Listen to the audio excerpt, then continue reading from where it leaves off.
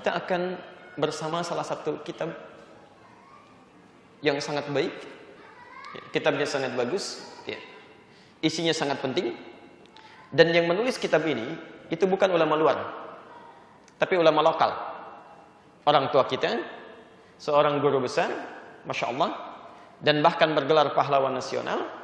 Ulama bukan hanya hafal Quran, tapi juga beliau ini memaknai, menguasai hadis-hadis Nabi SAW sampai mendapatkan ijazah atau sanad khusus terkait dengan hadis. Jadi kalau kami dulu belajar di Timur Tengah, itu yang khusus itu ada sanadnya Pak, Bu. Misal belajar hadis Al-Bukhari, terus dipelajari dari siapa, sampai sanadnya ketemu Imam Al-Bukhari, sampai hadisnya ketemu dengan Nabi. Ya, ada sanadnya terus sampai ke atas. Ya. Nah, ini beliau punya sanad. Ya. Dan kemudian mendirikan salah satu ormas di Indonesia yang beliau namai dengan Nahdlatul Ulama itu, yang didirikan tanggal 31 Januari 1926. Sempat menulis 19 kitab. Alhamdulillah kita diberi kesempatan untuk bisa melihat kitabnya. Kami diberi kesempatan untuk memilikinya. 19 kitab. Nah, ini terhimpun dalam kitab ini, ya. Ada 19 kitab isinya, digabungkan jadi satu, ya. Qadar Allah kami dapatkan dalam salah satu toko buku, dan memang tinggal ini satu-satunya. Jadi begitu masuk yang kelihatan langsung ini. Ya, dapat 19 ini, ini masih asli. Ya. Ini pun ada foto di depannya masih asli, ya, berjenggot, yang jenggotan masih asli ya. Kayak Haji Hasan Masyari itu berjenggot ya. Jadi yang tidak berjenggot itu palsu ya. Kasihan beliau, jangan dimanipulasi ya gambarnya. Baik. Dan ini pun kitabnya masih asli. Ya. Ulama dulu punya kemampuan bahasa Arab yang baik. Ya. Setelah belajar lama, kemudian di 2 kota suci, di Mekah terutama, kembali lagi kemampuan bahasa Arabnya baik. Terlebih ketika penjajah datang tidak memperkenankan ditulis dengan bahasa lokal supaya sulit dipahami. Dan kitab ini pun asli. Di antara tanda keasliannya selain yang tadi, ini masih berbahasa Arab. Ya, masih berbahasa Arab. Karena itu, insya Allah semua yang akan saya bahas, saya tidak akan beropini, tidak akan mengambil pendapat pribadi, tapi hanya akan membacakan apa yang ada di sini untuk memberikan penjelasan pada kita. Baik, kita mulai bahasan kita karena waktu kita sangat singkat ya untuk malam ini. Dari 19 kitab terdapat di kitab yang kedua. Ya, kitab yang kedua. Kami coba bawakan ini supaya jadi argumentasinya lebih kuat ya, insyaallah ya. Baik, kitab kedua judulnya Risalah Ahlus Sunnah wal Jamaah. Risalah Ahlus Sunnah wal Jamaah. Tulisan yang membahas tentang hakikat Ahlus Sunnah wal Jamaah. Baik. Pelan-pelan. Kita akan mulai menerangkan dulu dari halaman 9, ya, posisi di paling kiri sebelah atas. Ya. Bismillahirrahmanirrahim. Faslun. Satu pembahasan. Fi bayani tamassuki ahli Jawa bi madhhabi ahli sunnah wal jamaah. Yang menerangkan tentang berpegang teguhnya penduduk Jawa pada ajaran ahlus sunnah wal jamaah. Jadi beliau ingin menerangkan bahwa penduduk Jawa itu semuanya sejak beliau hidup dan menulis kitab ini itu semuanya ahlus sunnah wal jamaah. Jelas? Teruskan dulu.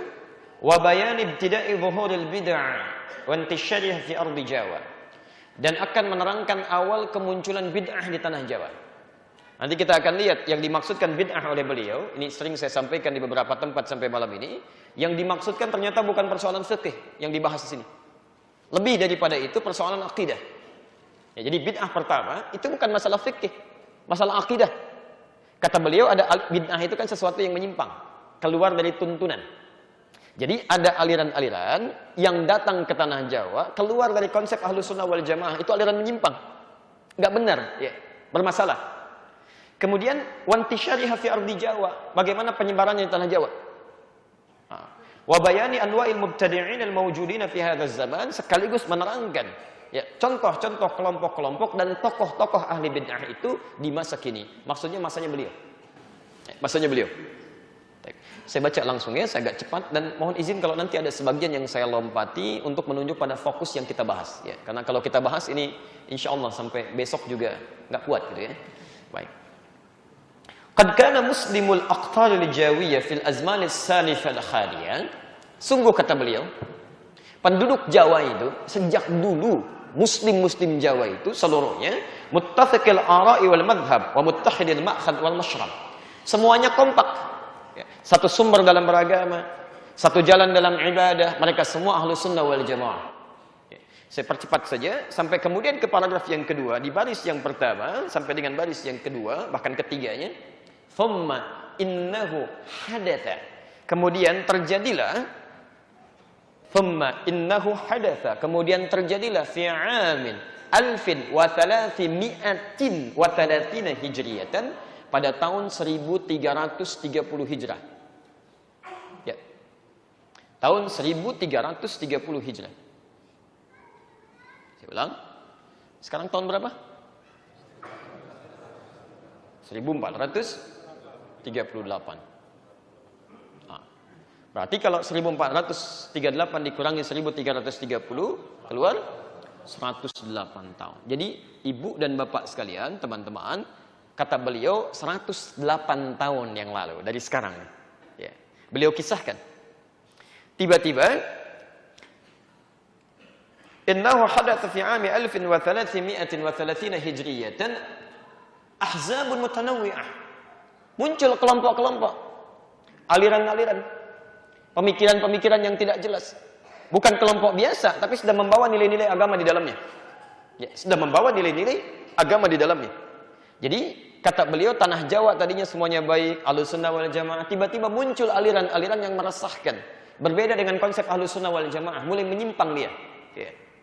Pelan-pelan, wa ara'un mutadafi'ah, bahkan muncul pendapat-pendapat yang saling bertolak belakang, melahirkan banyak persoalan-persoalan. Ya. Wa aqwalun mutadharibah, bahkan tidak sedikit kemudian dari pendapat-pendapat itu melahirkan singgungan-singgungan fisik. Ya, itu tidak mudah. Tayyib. Ingat betul ini ya, saya mau sampaikan ini diperingatkan sejak 108 tahun yang lalu. Kalau Anda diberikan peringatan sehari misalnya lupa, wajar tidak? Wajar. 2 hari masih lupa, wajar tidak? Wajar. 3 hari masih lupa, wajar tidak? Anda dikasih peringatan 108 tahun, masih lupa juga. Anda butuh berapa tahun lagi? Nah, sekarang ada peringatan yang berlangsung sejak 108 tahun. Ya, ada hal-hal yang menyimpang dalam kehidupan kita, kata beliau. Diingatkan 108 tahun, masih ada juga. Ini sebetulnya perlu cara apa lagi untuk mengingatkan? Nah, saya cepat dulu. Pertama, apa saja aliran itu? Ya? Apa saja aliran itu? Ini sering saya sampaikan bagian pertama ini, tapi mohon izin untuk kami tegaskan kembali untuk menguatkan, ya, untuk menguatkan. Baik. Di halaman ke-10, ya, paragraf yang ketiga, baris 1 sampai dengan 3. Kalau Anda menghitung langsung, paragrafnya bisa yang kedua, tapi kalau pecah bisa yang ketiga. Baris 1 sampai 3, posisi paling kanan sebelah bawah. Wa minhum rafidhiyyun. Di antara aliran yang menyimpang yang disebut oleh beliau bid'ah ini yang datang ke tanah Jawa. Ya, minhum di antara mereka rafidhiyyun adalah aliran rafidhiyyun. Rafidhiyyun. Ya. 1 rafidhiyyun. Kita turunkan katanya sehingga dipahami betul ya. Saya tidak terlalu senang kalau Anda menghafal sesuatu tapi tidak paham isinya. Ya. Rafidh ini menunjuk pada orang. Asalnya dari kata rafadha, yang menolak dengan keras. Ya. Bukan sekedar menolak, tapi kadang-kadang ada celak di situ. Ya, ada amarah di situ. Itu rafadha namanya. Rafud, anak arfud, saya nolak nih, gak bisa sambil mengecam bisa. Itu rafadha. Ya. Kalau cuma nolak saja, tapi misal tidak disertai dengan unsur-unsur yang menjelekkan, melecehkan gitu ya, itu bisa disebut dengan radda. Ana aruddu hadza, saya tolak, saya enggak mau. Tapi kalau rafadha tidak, tolak sambil keluar nih kata-kata yang tidak enak. Kadang secara fisikal. Ya. Sifatnya disebut dengan rafidah. Rafidah. Orangnya disebut dengan rafidh. Rafidh. Kalau kemudian dijamakkan banyak tidak hanya satu, maka dijamakkan tambah waw dan dengan dun di ujungnya. Jadi rafidhiyun. Ya, orang-orang yang menolak keras. Ya. Tayyib, di dalam sejarah kalimat rafidh, rafadha, rafidah itu hanya dilekatkan kepada orang-orang yang sangat mengkultuskan Ali bin Abi Thalib dan keluarganya sampai-sampai menolak dengan keras kekhalifahan Abu Bakar, kemudian Umar bin Khattab, kemudian Uthman bin Affan radhiyallahu taala anhum jami'an. Orang yang membela sesuatu dengan kuat dipertahankan dari yang lain, Itu pembelaan kuatnya disebut dengan Syiah. Sifat penolakannya disebut dengan Rafadhah. Karena itu dalam aliran teologis, Rafadhah itu sering juga disebut dengan Syiah. Syiah. Ya. Asalnya kelompok tertentu kemudian menjadi aliran ideologis. Ya. Jadi kata beliau, asalnya di tanah Jawa itu semua ahlu sunnah wal jamaah. Tiba-tiba datang Rafidhah, dari mana nih nggak tahu asalnya. Ya. Yang lebih keren sekarang namanya Syiah itu maksudnya. Ya. Mohon izin ya, ini bukan opini pribadi tapi pendapat yang dicantumkan lewat kitab yang kita baca ini. Ya. Yasubbuna sayyidana Abu Bakr wa Umar radhiyallahu anhuma. Pekerjaan mereka seringkali mencaci, mencela sahabat-sahabat Nabi, terutama Abu Bakar dan Umar, semoga Allah meridhai kepadanya. Kemudian wa yakrihuna sahabat radhiyallahu anhum, bahkan mereka tidak menyukai sahabat pada umumnya. Enggak suka gitu kan? Utsman enggak suka, yang lain enggak suka, kecuali wa yubalighuna hawa sayyidina Ali wa ahli baiti.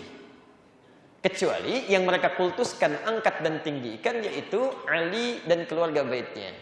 Ya, jadi kalau dari Ali mereka angkat, kultuskan dan sebagainya. Kalau kita tidak, kita mencintai Ali bin Abi Thalib dan keluarganya seperti kita mencintai sahabat yang lainnya. Anda enggak boleh menjelek-jelekan salah satu di antara sahabat. Ali cintai Fatimah, apalagi putri Nabi gitu kan? Al-Hasan wal Hasan cucunya Nabi, kita sayangi mereka, kita doakan, Masya Allah. Al-Hasan penghulu surga, Al-Husain Masya Allah panglima luar biasa. Tapi juga kita sayangi, hormati Abu Bakar, menghormati Aisyah, kan? Istrinya Nabi SAW, menghormati Umar, menghormati Utsman dan sebagainya. Ini tidak. Nah, aliran seperti ini yang mencela-cela sahabat Nabi disebut, dihukumi oleh Syekh Hashim Asy'ari sebagai aliran yang menyimpang, disebut aliran bid'ah. Jelas ya? Kapan munculnya? 108 tahun yang lalu masuk ke tanah Jawa. Jelas ya? Jadi kalau Anda diingatkan sehari, wajar, lupa. 2 hari, wajar, lupa. 108 tahun diingatkan, masih dipikirkan juga. Ya. Jelas di sini? Baik. Karena beliau ahli hadis, itu tidak hanya menyebutkan tentang kepercayaan atau pendapat saja, tapi beliau munculkan dalil hadis Nabi untuk menguatkan argumentasi.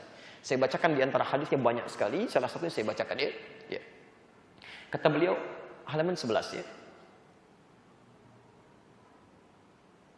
Baris ke-9. Halaman 11 baris ke-9. Wa qala sallallahu alaihi wasallam.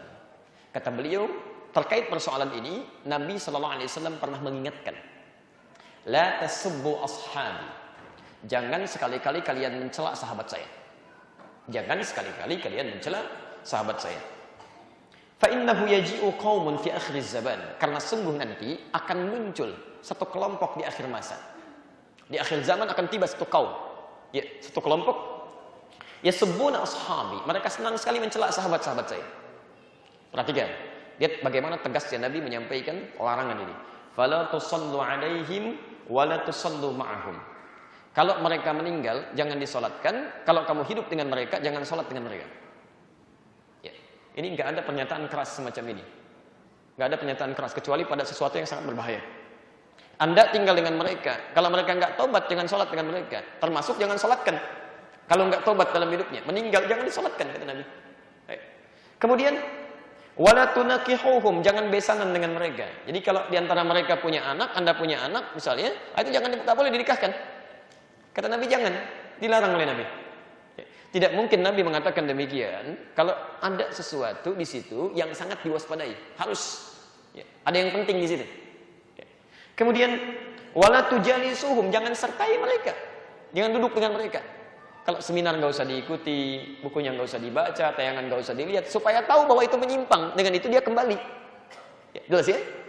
Awas, hati-hati, di sini enggak ada istilah Islam mencela. Awas, awas. Penting juga akhlak ditampilkan. Yang diminta oleh Nabi, jangan duduk mereka, jangan sertai mereka, kemudian jangan nikahi, jangan sholat dengan mereka, jangan disolatkan, tapi enggak ada perintah cela mereka, celakai mereka, serang mereka, itu enggak ada. Sepanjang tidak melahirkan hal-hal yang sifatnya menyerang umat Islam dan sebagainya, nggak boleh direspon dengan yang buruk. Kalau Anda mau mendoakan boleh. Jelas ya?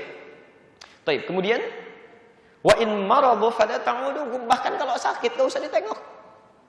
Masya Allah. Kalau belum tobat nggak usah ditengok kata Nabi. Ya. Anda kebayang nggak? Dulu zaman Nabi ada non Muslim sakit yang pernah membantu Nabi, anak muda sakit ditengok oleh Nabi. Saat ditengok sampai mengucapkan kalimat syahadat masuk Islam. Ini orang kemudian, Masya Allah, datang dengan aliran menyimpang, sakit gak usah ditengok. Non muslim sakit masih dijenguk. Ini sakit kata Nabi, kalau nggak tobat jangan ditengok. untuk menunjukkan bahwa ada sesuatu yang salah fatal di situ. Jelas ya? Baik, masalah pertama tuntas. Sekarang perhatikan, kita masuk sekarang pada fenomena yang muncul di lingkungan masyarakat kita. Wa minhum, ya, halaman ke-11 di paragraf yang kedua. Dan di antara mereka yang menyimpang juga datang ke tanah Jawa membawa kepercayaan-kepercayaan yang menyimpang. Wa minhum abahiyuna, aliran abahiyun yang serba membolehkan, ya, yang serba membolehkan. Kita tuliskan.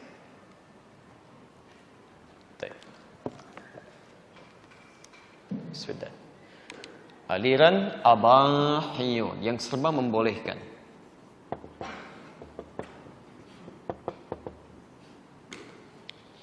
Baik, teman-teman dan pemirsa di rumah atau dimanapun Anda berada, bahasan kita ingat sekali lagi, ini bahasan ilmiah. Dengan dalil-dalil dan kajian-kajian yang matang, dengan argumentasi yang coba dikuatkan secara ilmiah. Jadi kalau ini nanti dipersoalkan, kita bisa berdiskusi secara ilmiah. Terus ya? Tidak boleh kita menjelekan, mencelak dan sebagainya, tapi hanya menghadirkan nuansa ilmiah. Jadi dalam bingkai ilmiah, kalau nanti dipersoalkan, kita diskusikan dengan argumentasi yang baik. Ya. Baik, yang kedua, ini ada yang disebut dengan aliran abahiyun, yang serba membolehkan. Ya. Siapa mereka? Kita baca dulu ya. Wah, ini paragraf pertamanya cukup bagus ini. Yaquluna, mereka membawa satu keyakinan, satu ajaran, mengatakan innal 'abda idza balagha ghayatal mahabbah, sungguh seorang hamba itu kalau sudah mencapai puncak kecintaan dengan Allah Subhanahu wa taala. Jadi orang ini awalnya ibadah sampai dekat dengan Allah, sampai hadir kecintaan, semakin dekat rasanya gitu ya. Ada yang berzikir, ada yang baca macam-macam, ada yang ibadah salat, sampai dia merasakan kenikmatan saking merasa dekat dengan Allah Subhanahu wa taala, seakan-akan sangat dekat. Ya. Sampai-sampai wasafa qalbuhu minal ghaflah, sampai merasa hatinya sudah bersih nih. Ya, dari kelalaian, bersih dia, nyambung dengan Allah, tenang dia, maksudnya ingat. Baik. Wa ikhtaral iman 'ala al-kufri wal kufran. Kemudian dia memutuskan untuk beriman, mengesampingkan kekufuran. Maksudnya orang ini orang beriman, latihan ibadah sampai merasa dekat dengan Allah Subhanahu wa taala. Coba Allahu akbar. Saking terlampau tingginya, ini konslet. Baik ya? Ini bahaya ini. Saqata anhul amru wan nahyu. Dia sampai menyimpulkan, kalau sudah saya semakin dekat dengan Allah, saking dekatnya saya sudah dicintai Allah. Kalau sudah dicintai, tidak berlaku lagi perintah dan larangan bagi saya. Konslet. Tidak berlaku perintah dan larangan untuk saya. Baik, Allah perintahkan salat, wa aqimus shalah. Itu buat Anda yang belum dekat, masih latihan. Kalau saya sudah dekat. Ini jangan kaget nanti.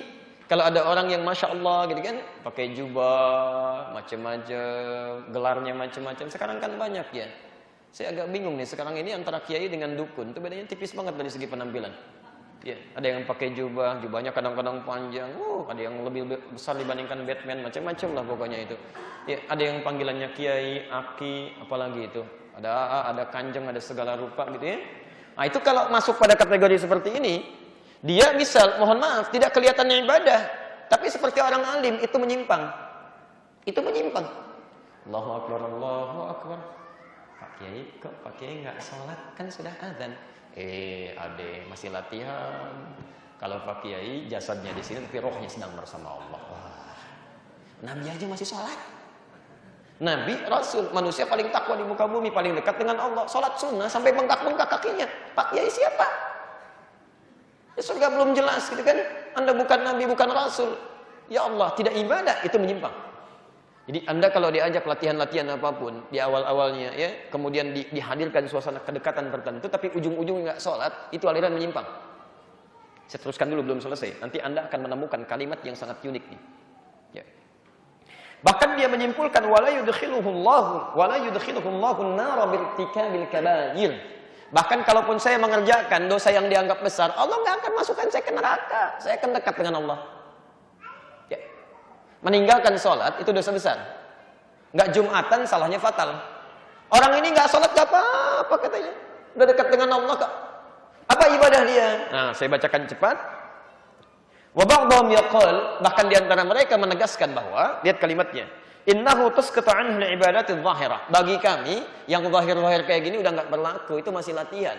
Ibadah kami itu, lihat kalimatnya, wa takunu ibadatuhu tafakkur wa tahsinul akhlaqil batinah.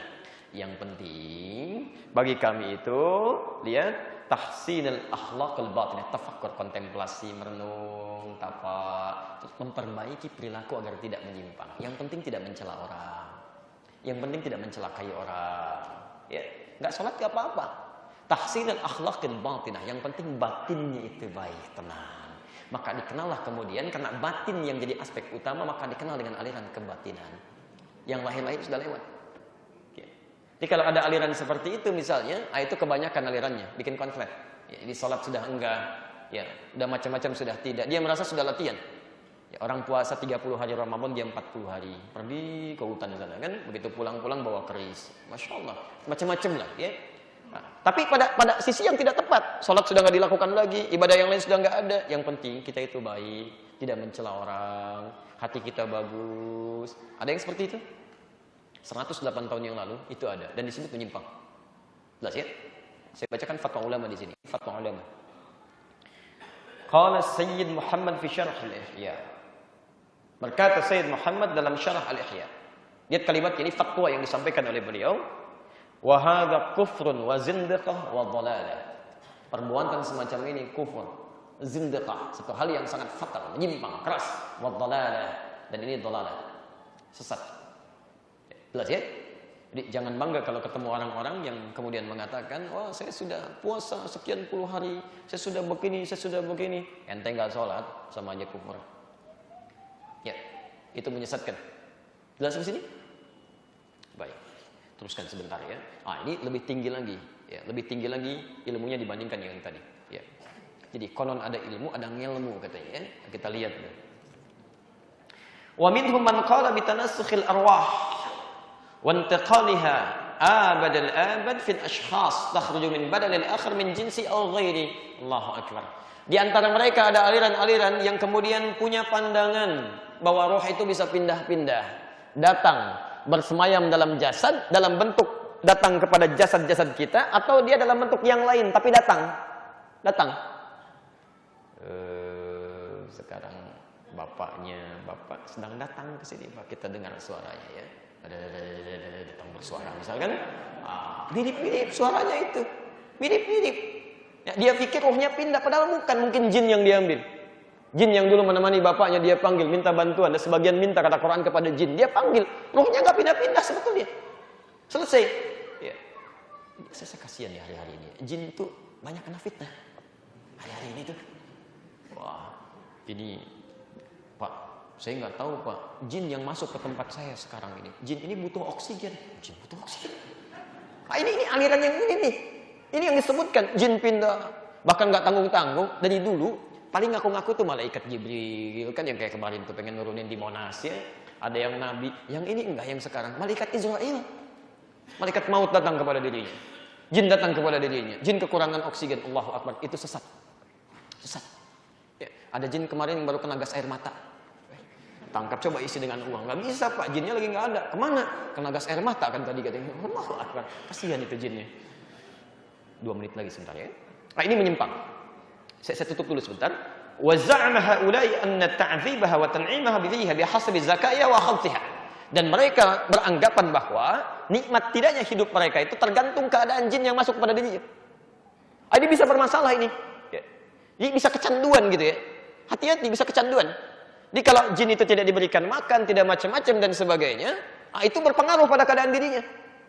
Ya, sampai macam-macam dan aduh kasihan itu. Dulu jin nggak ada yang nyambu, sekarang jin dikasih sabu. Coba lihat makanannya, dari aspat nggak ada, sekarang dikasih sabu dan sebagainya. Itu keterlaluan. Keterlaluan itu. Ya. Jin itu dari dulu makanannya tulang, kotoran, macam-macam dan sebagainya. Jin sekarang dikasih sabu sama manusia. Allahu Akbar. Baik. Qala Syihab al-Khaffaji fi syarhi 'ala asy-Syifa wa qad kaffarahum ahli asy-syara' lima fihi min takdzibillahi wa rasulihi wa kutubihi. Ya. Kemudian berkata Syihab al-Khaffaji, seorang ulama dalam syarahnya pada kitab Asy-Syifa, aliran semacam ini sudah sepakat ahli syariat semuka bumi menganggapnya sebagai kufur. Karena bertentangan dengan hukum Allah, mendustakan Rasul, dan bertentangan dengan Al-Quran Al-Karim. Jadi kalau Anda mendapati orang-orang seperti itu, mengatakan ini pindah, ada datang jin, ada roh macam-macam, itu orang sedang menyimpang. Baik, teman-teman sekalian, ada yang lebih dahsyat dibanding ini. Itu sangat berbahaya. Seperti apa sifat dahsyatnya, bagaimana sifat bahayanya, kita lanjutkan setelah menunaikan salat Isya berjamaah. Subhanakallahumma wa bihamdika asyhadu an la ilaha illa anta astaghfiruka wa atubu ilaik. Assalamualaikum warahmatullahi wabarakatuh. Assalamualaikum warahmatullahi wabarakatuh. Alhamdulillah, wassalatu wassalamu ala rasulillah wa ala alihi wa sahbihi wa wala, amma ba'd. Fa ya ibadallah, usi nafsi wa iyyakum bi taqwallahi faqad faza al-muttaqun, fala tamutunna illa wa antum muslimun.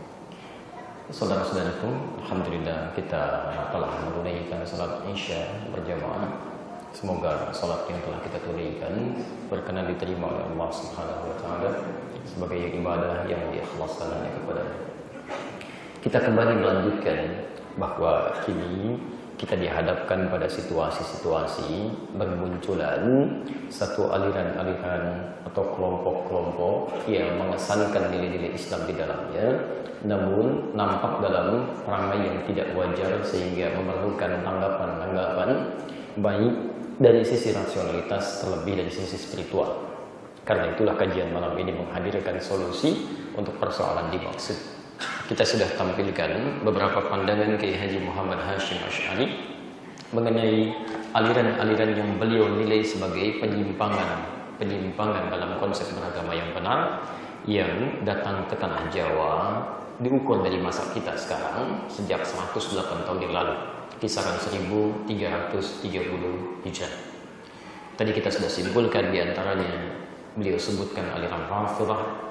Kemudian juga ada penyimpangan klaim-klaim yang bisa, menghadirkan hal-hal kemudahan dalam dirinya dikenal dengan al-ahyun. Ya, boleh saja, boleh tidak sholat, boleh melakukan perbuatan maksiat. Ya, yang penting hati tetap tenang, tetap nyaman dengan tidak beribadah. Yang dikenal sekarang dengan aliran kebatilan. Ya. Tapi juga ada di antara mereka yang bergaul dengan jin. Ia mengambil klaim perpindahan roh atau arwah berpindah. Padahal sesungguhnya itu memanfaatkan jin yang beraktivitas dan dimintakan bantuan oleh orang-orang bersangkutan. Baik, klaim ini sesungguhnya bukan berita baru karena Quran pun sudah menginformasikan. Jadi kalau Anda buka suratnya langsung surah Al-Jin. Ya, beri nama surah Al-Jin, surah ke-72 itu. Ya. Terlebih kalau Anda baca misalnya ayat ke-6-nya itu diisyaratkan oleh Quran. Wa annahu ya kana rijalun minal ins ya'udzuuna birijalin minal jinni fazaduhum rahaqa. Ada sementara orang dari kalangan-kalangan manusia itu minta bantuan kerjasama dengan jin. Kerjasama dengan jin. Kata Quran, ini informasi ya, dan kalau Allah sudah menginformasikan tidak mungkin keliru. Tidak mungkin keliru. Fazaduhum rahaqa. Jin itu bukan mendatangkan manfaat tapi akan lebih menyengsarakan. Jadi kalau orang-orang bergaul dengan jin tidak akan membawa manfaat, akan lebih sengsara. Karena itu dalam Quran, kehidupan kita manusia itu langsung diparadokskan dengan dunia jin. Digambarkan bahwa kita berbeda. Jadi nggak usah saling mengurusi masing-masing, biarkan saja. Ya. Saya beri contoh misalnya. Kita manusia di Quran disebut salah satunya dengan ins. Terulang 18 kali dalam Quran. Disandingkan dengan kata jin. Ketika disebutkan ins, jinnya muncul. Ya ma'syarul jinni wal ins. Wa ma khalaqtul jinna wal ins. Ketika insnya dijamakkan, jinnya ikut jamak. Ins jamaknya nas. Ya, terulang 241 kali dalam Al-Quran. Jin jamaknya jinnah, minal jinnati wan nas, selalu ada. Dan itu maknanya sudah berlawanan. Jin secara bahasa artinya sesuatu yang tersembunyi. Di fitrah kehidupannya memang sembunyi, bukan nampak. Jadi kalau ada jin melakukan penampakan, itu jin gak ada kerjaan. Ya. Itu jin keluar dari fitrahnya, sedang punya masalah itu. Ya. Yang lebih fatal kalau ada manusia cari-cari penampakan jin. Itu yang masalah itu. Ya. Itu persoalan serius ya. Jadi kalau Anda menemukan orang-orang semacam itu dengan penampilan-penampilan misalnya, terkesan agamis, itu orang bermasalah. Ya. Jelas di sini ya. Yang kedua, jin itu punya arti sesuatu yang kasar gitu. Nggak lembut dia, nggak harmoni. Ya. Makanya jangankan melakukan penampakan, nggak ada aja terus nggak tenang kan? Ya. Saya tidak pernah orang mendapati misalnya sedang masuk jin dan sebagainya tiba-tiba jadi sopan. Ya. Ada orang kemasukan jin datang ke sini, Assalamualaikum Ustaz, mohon izin ikut pengajian. Nggak ada. Pasti mulutnya mengacau, tindakannya mengacau, kenapa kemasukan? Ya. Jelas ya? Manusia berbeda. Manusia ins nampak, jin tersembunyi, ins tampak, kelihatan. Makanya sejak dia terlahir sudah nampak. Belum pernah dengar saya ada ibu melahirkan anaknya nggak kelihatan, nangis anaknya nggak ada. Itu mustahil itu. Pasti ada, nampak, kelihatan. Karena itu dalam hidupnya dia akan terbawa sampai dengan wafatnya akan nampak, kelihatan. Ya. Sebaliknya, kalau jin melakukan penampakan itu jin bermasalah. Kalau manusia senang sembunyi-sembunyi, dia pun punya masalah. Pulang ke rumah, ini ada pintu depan, masuk lewat jendela sembunyi-sembunyi. Itu orang punya masalah itu. Ke masjid orang tenang aja susun sahab, dia sembunyi-sembunyi di pojok aja begitu ya. Berbaris, tolong rapatkan barisannya, sudah berapat, geser lagi, orang bermasalah itu. Jelas ya?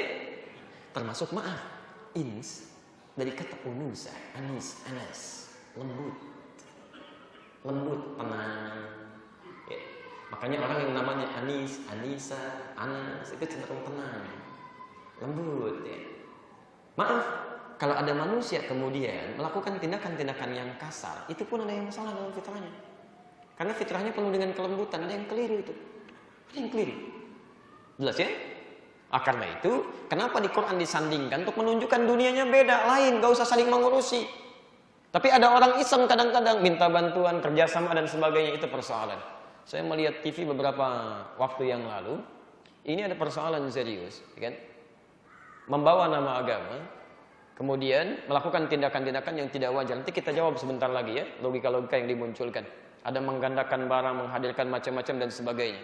Yang paling unik tuh begini, didatangkan seorang ulama dengan pakaiannya yang cukup baik, terlihat bagus, dengan penguasaan Qur'annya, sudah bagus benar untuk mengomentari itu. Tapi di sampingnya diundang juga dukun yang lain. Ya pakai jas, lengkap macam-macam, dan dukun tuh jenggotan juga. Masya Allah. Dukun jenggotan, masa antum yang bukan dukun? Masalah. Ya, kalau nggak punya jenggot nggak apa-apa. Kalau sunnah berjenggot tuh kalau berjenggot dirapikan, dirawat.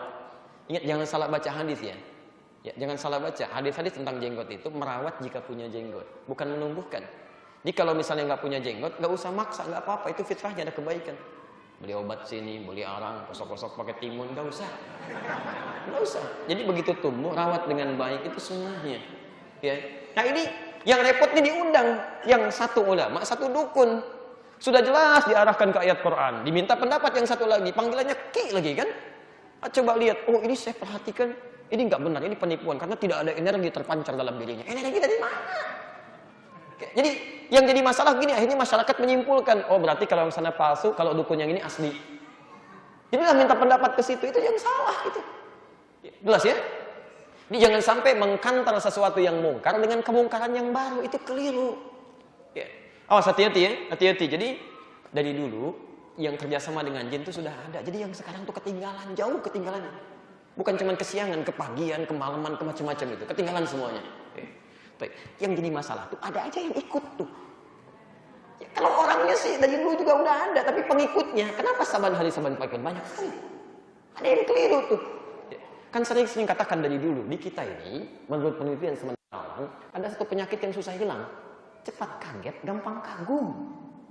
Kaget, kagum, ikut ke situ kan. Masya Allah. Ada mall baru, breng, kagum, datang ke situ. Numpang kagum aja, belanja enggak? Pulang, aliran baru muncul. Coba cek, setiap ada kepercayaan, aliran baru, selalu ada pengikutnya. Kita itu. Saya dengan teman-teman dari sini, kita silaturahim ke MUI Jawa Barat. Apa yang terjadi? Di Jawa Barat katanya, hampir tiap bulan ada nabi baru, Pak. Tiap bulan. Nggak tahu yang sekarang. Kemarin katanya di Karawang nabi barunya itu. Ini sudah ada nih. Saya bacakan ya. Agak cepat terakhir karena kita mau mengkanter pemikiran yang tidak tepat ya, dengan argumentasi yang cukup logis. Tayyib, wa kadzalika man idda'a nubuwwata ahadin ma'a nabiyyina sallallahu alaihi wasallam aw ba'da. Ini yang bahaya. Aw man idda'a nubuwwah li nafsihi. Ya, begitu pula sesat, kata beliau. Sesat. Ada sementara orang yang mengaku-ngaku nabi. Awas, ngaku nabi. Ini pengakuan nabi ini bukan cuma sekarang, 108 tahun yang lalu sudah ada, dihukumi sesat. Ya. Jadi kalau 108 tahun sudah diingatkan, masih muncul juga, butuh berapa tahun lagi untuk diingatkan? Ya. Baik itu yang mengaku nabi sejak adanya Nabi Muhammad, misal Nabi Muhammad ada dulu mengaku nabi. Atau kata beliau, manidda'a nubuwwa li nafsihi, nabinya sudah meninggal, setelah itu dia mengaku saya nabi. Nabi baru. Masya Allah. Nggak ada nabi setelah Nabi Muhammad SAW. Wah, tapi kan di Quran ada mimba dismu Ahmad, namanya kan Ahmad. Oh, maka muncul Ahmad aku nabi. Ada tentang Gulam Ahmad, ada Ahmad macam-macam, ada Ahmad macam-macam, masya Allah. Oh, ini berbahaya, berbahaya ya. Jadi kalau anda menemukan orang-orang mengaku-ngaku seperti itu, sudah selesai, tinggalkan. Jadi kita buat frame-nya, siapapun namanya. Ya. Saya pernah dapat informasi dari catatan Bakor Pakem Kementerian Agama. Saya kira ini yang terakhir, gitu kan? Kan sering saya sampaikan tentang ini perbatasan Jawa dengan Sunda itu. Ya, agamanya juga baru disebut Jasun, Jawa Sunda. Nabinya Tugimin namanya. Agak jauh gitu dari Ahmad ini. Ya, ngaku nabi gitu. Baik, saya kira selesai, dibimbing, selesai macam-macam, ternyata muncul lagi. Nah, itu sesat. Ya, kita doakan mudah-mudahan dapat hidayah dan kembali pada kebaikan. Nah, ini yang jadi persoalan. Atau ada orang juga tidak mengklaim nabi, tidak mengklaim wali, bukan. Tidak mengklaim guru-guru, bukan. Tapi innahu yuha ilaihi wa illam yadda'in nubuwwah. Tapi dia merasa mendapatkan ajaran-ajaran walaupun tidak mengaku nabi. Saya sih bukan nabi, saya bukan wali, cuma ada masukan-masukan kepada diri saya untuk melahirkan hal semacam ini. Sesat. Nggak sih? Itu bermasalah. Baik, nah Bapak dan Ibu sekalian, itulah diantara informasi-informasi yang beliau hadirkan. Sebetulnya masih banyak lagi ya. Tapi mungkin terkait fenomena-fenomena sekarang, kalau Anda dapati kemudian apapun bentuknya, kemasannya dan sebagainya, itu tetap menyimpang. Jauhi. Hindarkan, tinggalkan. Apalagi sekarang bulan Al-Muharram, bulan menanggalkan segala hal yang tidak dibenarkan oleh agama.